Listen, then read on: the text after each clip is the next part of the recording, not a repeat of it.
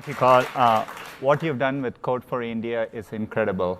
You not only are building and running this hackathon, but you're using technology to improve women's safety, education, elections.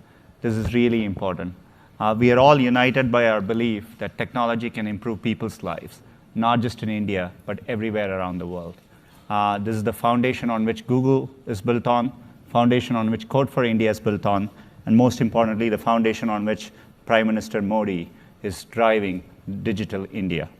I grew up in India. I've seen the transformational power of technology. Today, there are plenty of people in India who have access to the internet. A few years ago, when I was working with my team on the Chrome browser, we were launching it all over the world, and we used to think about which country would adopt it the fastest. And India turned out to be the first country in which Chrome was the #1 browser. It showed to me the hunger in India for access to more information and being able to be connected. So that is one of the most important things we are working on at Google. How do we bring the web to more people? This is why next month we are going to take Android and make it possible for you to type in Android in 11 more languages, including Prime Minister's mother tongue of Gujarati.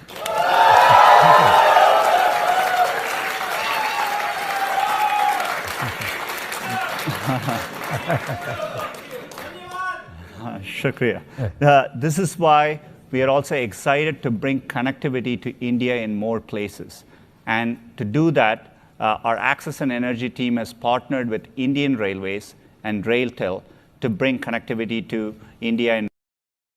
In most places, just so that when you say Indian Railways in India, it is one of the most impressive things I've seen in my life. 7,500 stations. The total track length is 3.5 times the distance to the moon and back. 25 million people ride it every day. And I remember taking the Coromandel Express every 6 months to go from Chennai to IIT Kharagpur and back. So we are very excited. We are starting with 100 of the busiest railway stations. 10 million passengers go through that every day. And we hope to expand it to 400 stations by the end of next year. And we are talking about high-definition video streaming being possible on these connections. So this is very, very high-speed internet access. Our only witness today is Mr. Sundar Pichai. Mr. Pichai is the Chief Executive Officer of Google. I joined Google 15 years ago, and I've been privileged to serve as CEO for the past 3 years. But my love for information and technology began long before that. It's been 25 years since I made the US my home. Growing up in India, I have distinct memories of when my family got its first phone and its first television. Each new technology made a profound difference in our lives. Getting the phone meant I could call ahead to the hospital to check that the blood results were in instead of taking a 2-hour trip there. And the television, well, it only had one channel, but I couldn't have been more thrilled by its arrival.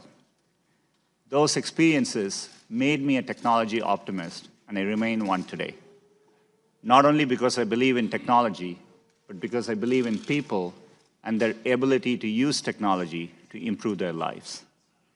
I'm incredibly proud of what Google does to empower people around the world, especially here in the US. Manipulation of search results. I think it's important to talk about how search works. Right now, if you Google the word idiot under images, a picture of Donald Trump comes up. I just did that.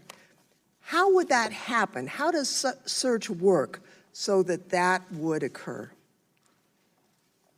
We provide search today for any time you type in a keyword.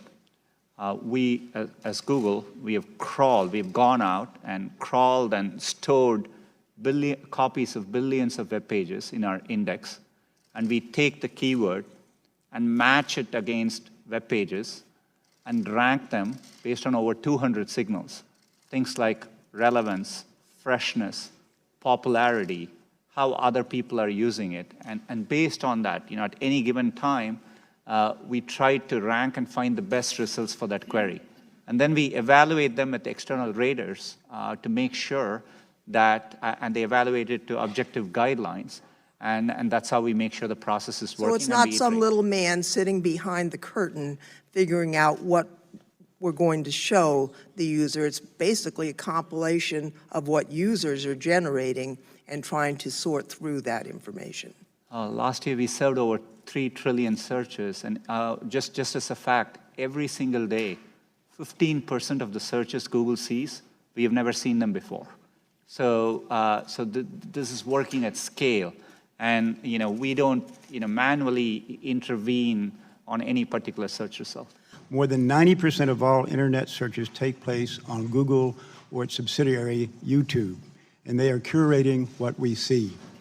Google has long faced criticism for manipulating search results to censor conservatives. Conservative individuals and organizations have had their pro-Trump content tagged as hate speech or had their content reduced in search results. So what are you going to improve that situation? Congressman, thanks for the question. If I may, some of the studies you mentioned, we have investigated those. There are other studies which have looked at it. We have found issues with the methodology and the sample size and so on. But let me step back and say, providing users with high quality, accurate, and trusted information is sacrosanct to us. It's what our principles are, and our business interests, our natural long-term incentives are aligned with that. We want to serve users everywhere, and we need to earn their trust in doing so. iPhone. And if I move from here and go over there and sit with my Democrat friends, which will make them real nervous, does Google track my movement? Does Google, through this phone, know that I have moved here and moved over to the left? It's either yes or no. Not by default. There may be a Google service which you've opted in to use, and if... So Google knows that I am moving over there. It's not a trick question. You know, you make $100 million a year, you ought to be able to answer that question. Does Google know through this phone that I am moving over there and sit next to Mr. Johnson, which would make him real nervous? It's his question. It's yes or no. I wouldn't be able to answer without looking at... You can't say yes or no. Without knowing... Google information every few minutes, detailing the exact location of a smartphone within a few feet, the speed of movement of the phone, the altitude of the phone sufficient to determine what floor of a building the phone is on, the temperature surrounding the phone, and other readings. And if so, with Americans carrying their phones with them virtually at all times, doesn't the collection of this volume of detailed information really mean that Google is compiling information about virtually every movement an individual with a smartphone is making every hour of every day? It depends on the applications users choose to use. If you're using a fitness application, which is detecting the number of steps you walk, you expect it to send that information. But it's a choice users make.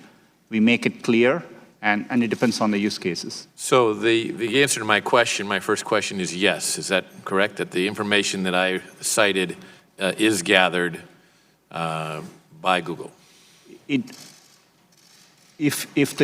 For Google services, you have a choice of what information is collected, and we make it transparent. Do you believe that Google has been brought out here in some question is biased? Congressman, it's really important to me that we approach our work in an unbiased... Do you believe that Google is biased? It's either yes or no. No, not in our approach. Who makes the judgment calls regarding content moderation at Google? Chairman, it depends on the area. So, for example, if it's YouTube, we have, very clear teams which are responsible for YouTube content policies. And are they identified? Is it possible for a customer to write to them and say, hey, here's a concern I have? We give clear channels for content creators to, to raise concerns back, and we have clear avenues. And we also have had people who are responsible for these platforms, including content moderation, appear here, and I think they've consulted widely here too. Thank you. Well, you've gone for about 3.5 hours, and it's about what we predicted, isn't it, yesterday when we talked? So we thank you very much for your participation today. This concludes today's hearing, and without objection, All members will have 5 legislative days to submit written questions for the witness or additional materials for the record. And with that, this hearing is adjourned.